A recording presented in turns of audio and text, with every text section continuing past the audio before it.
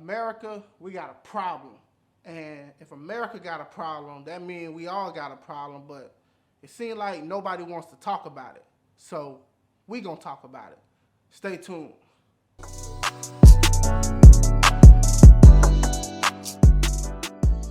What's going on, folks? It's your boy Javier Javier with the Javier Javier Show. Make sure you say it twice. What's going on, people? If you ain't hit that subscribe button yet, go ahead, hit that subscribe button below. Join the Javi Lobby. Join the conversation. Let's get it popping. So, right into the video. I decided that we need to make a video about China. And I don't think too many people are concerned about China as much as I'm concerned about China. And when I say I'm concerned about China, I mean the future of our country concerned about China. Now, a lot of people, they don't understand how significant this problem really is. And I've been doing some digging and some research, and I've been watching some interviews, and I've been noticing that there's a big fear that China is making some really, really big moves. And I think a lot of us is not paying attention on the level that we should be. Like, when we talk about issues like 5G, when we talk about intellectual property, and we talk about military, cyber warfare, I mean, there is so much going on in China right now. Look, I'm no expert on China, not at all. But it doesn't take a rocket scientist to figure out that there's some big things going on that we should be really, really focusing on. Trade for issue. China has been stealing intellectual property for a long time. China has been taking advantage of our weakness in our country when it comes to the world stock market, when it comes to intellectual property, like I said before. China will rip something away from another company, totally repackage it, rebrand it, and call it their own.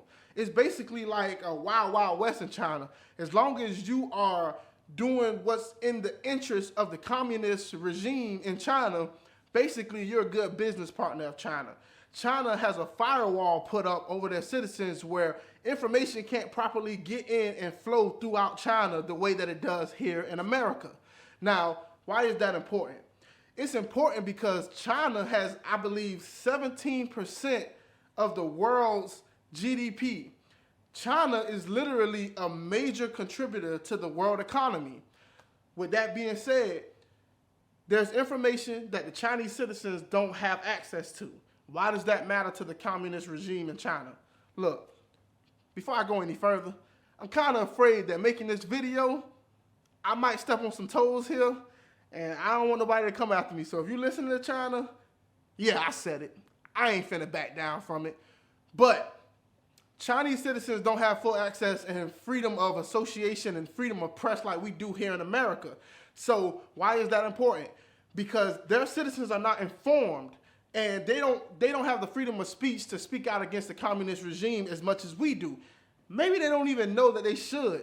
And I think that's one of the biggest fears that the communist regime has in their country, that their citizens will get smart and wisen up and rebel and overthrow that government. They don't want that to happen. But if any of y'all been following the news lately with the coronavirus, COVID-19, it came from China, it came from Wuhan.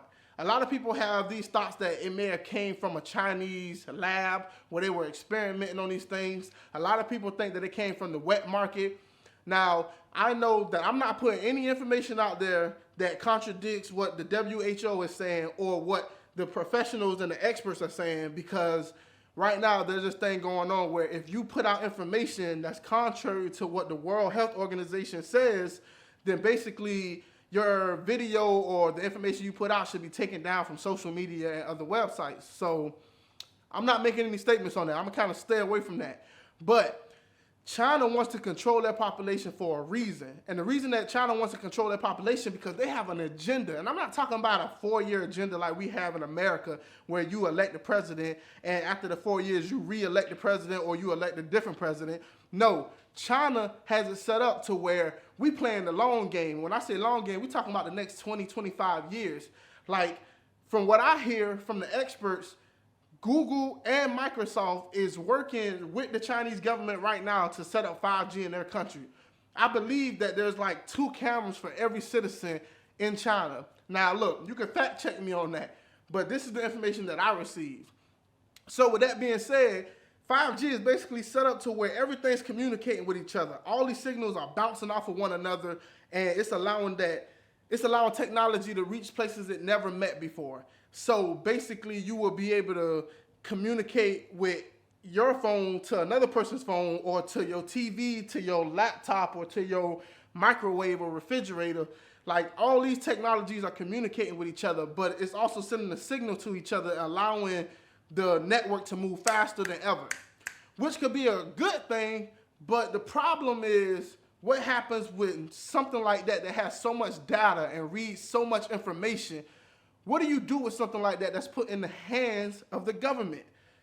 So here we have a communist regime, China, for instance, that has this power over their population.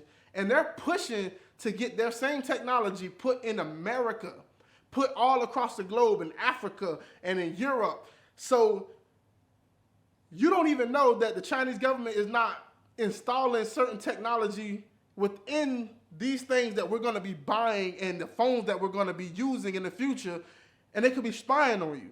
This is one of the reasons that Trump had a problem with Huawei.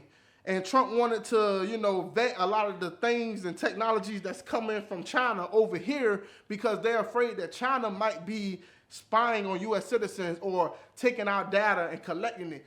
And why is that important? Because if China can collect your data, it can understand you. If China can understand your habits, understand what you care about, what you don't care about, what you like to eat, what color you like, they can tailor their message and influence to target a certain population and control the way you think. Now, I spoke on that last video about fake news. So if you haven't seen that video, go watch it. I'll put it in the description above.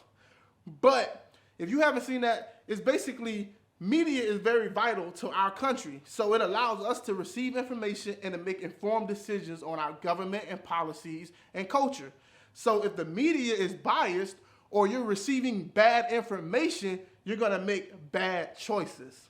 Now, China understands this. China has been very effective at controlling the narrative in their own country. China wants to be the world dominant power.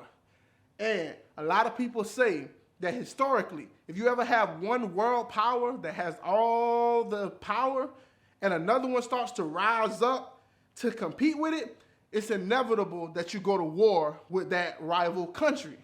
Now, look, I'm hoping that we've surpassed that primitive mindset.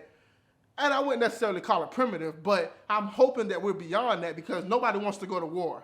Now, China admits that, even China generals admit that they can't go to war with America militarily. Like, America has a monopoly on the military power in the world. But what China can do is they've been working on biological warfare, cyber warfare, economic warfare. These are things that China's been working on so that they can outcompete America, and other countries will start depending on China more than they depend on America. Now, is that necessarily a bad thing? Look, world powers rise and fall all the time.